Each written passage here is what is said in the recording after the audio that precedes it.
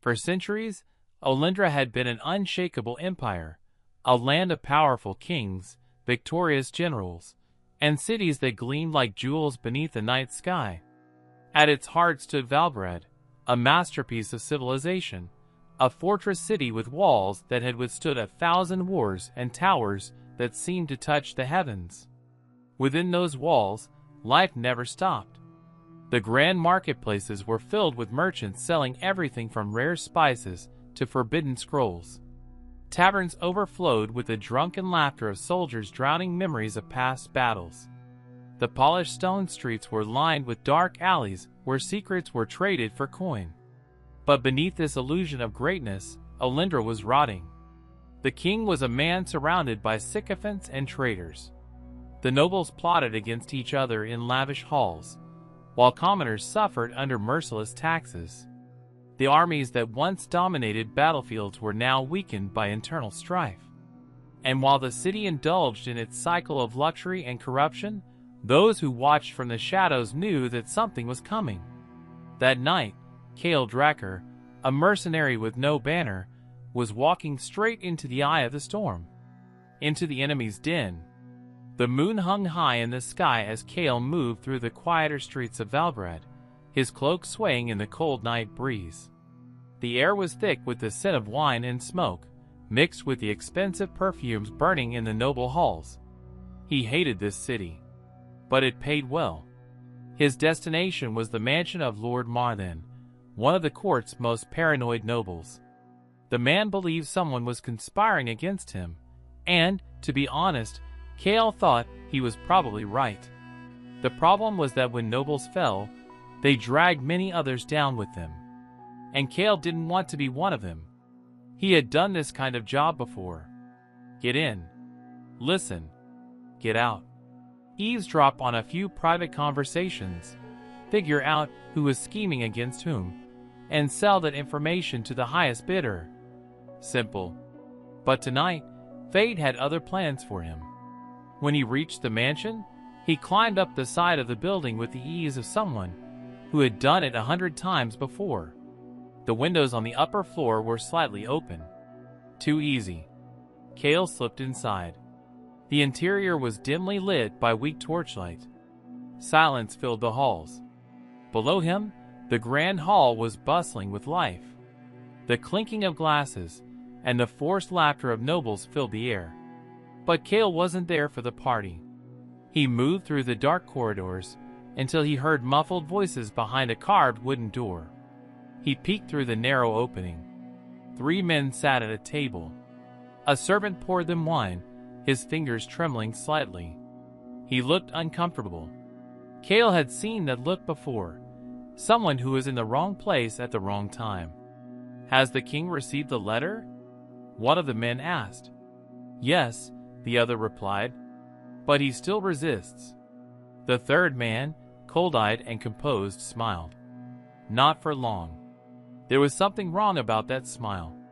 Kael didn't know why, but his body tensed. The servant hesitated as he poured the wine. A fatal mistake. The cold-eyed man stared at him. "You seem nervous." The servant blinked rapidly. Swallowed hard. I just... The man raised his hand. And without warning, the servant began choking violently, as if something invisible was crushing his throat. Kael's eyes widened. The man tried to scream, but no sound came out. He collapsed to his knees, his hands clawing at his own throat as his face turned blue. No one at the table moved to help him. The cold-eyed man simply watched. "Loyalty cannot be bought," he murmured. "Only replaced." And then the servant collapsed to the floor, lifeless. Kael felt ice crawl up his spine. This wasn't just betrayal. This was something much worse. He had to get out. Now. He took a step back, but the floor creaked beneath his weight. Crack. The man at the table slowly turned his head toward him. And then, he smiled even more. "It seems we have an unexpected guest." Kael felt the air shift around him. Then, something moved on the floor. His breath caught in his throat, as he saw the shadow of one of the guards twisting and rising like a living thing. It wasn't a normal reflection. It wasn't natural. The darkness coiled, sliding across the carpet, growing like unseen tendrils reaching for him. The guard turned his head toward Kael. Run. Kael didn't need to be told twice.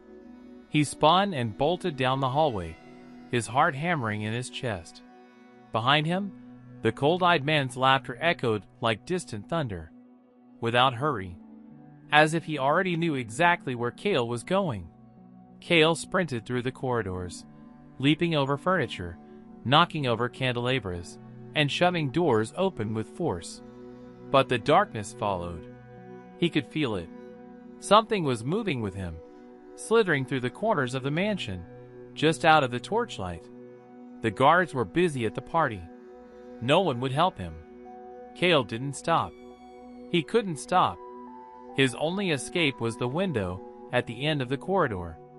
He threw himself against it just as the thing reached for him. Glass exploded around him. Kael hit the ground hard, rolling across the dirt, pain jolting through his bones. He expected a finishing blow, but nothing came. For a moment, all was silent. Then, he heard the laughter again. Inside the mansion, at the shattered window, the cold-eyed man watched him and smiled. Why didn't he chase me? Kael felt a chill creep down his spine. He knew assassins. None of them let their prey escape. Unless he wanted me to run. The thought made him sick. Kael pushed himself up, ignoring the pain. He had to disappear. He had to understand what the hell he had just seen. Because deep down he knew. The world he once knew was about to fall apart. And he was standing right in the middle of it.